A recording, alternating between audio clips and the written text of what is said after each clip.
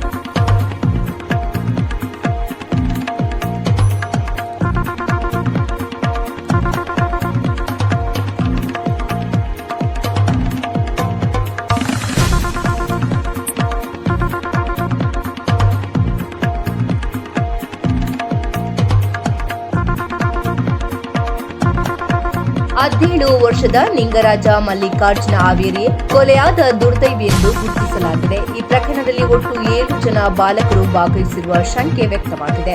ಚಾಕು ಇರಿದು ಹಲ್ಲೆ ನಡೆಸಿದ ಆರೋಪಿಯಾದ ಪ್ರಜ್ವಲ್ ಪರಾರಿಯಾಗಿದ್ದು, ಉಳಿದ ಬಾಲಕರು ಕೂಡ ಪರಾರಿಯಾಗಿದ್ದಾರೆ. ಘಟನಾ ಸ್ಥಳಕ್ಕೆ ಜಿಲ್ಲಾ ವರಿಷ್ಠ ಪೊಲೀಸ್ ಅಧಿಕಾರಿ ಗುಂಜನ್ ಆರ್ಯ ಮತ್ತು ಗುಂದಗೋಳ ಠಾಣೆ ಇನ್ಸ್ಪೆಕ್ಟರ್ ಶಮೀರ್ ಉಲ್ಲಾ ಭೇಟಿ ನೀಡಿ ಪರಿಶೀಲನೆ ನಡೆಸಿದ್ದಾರೆ.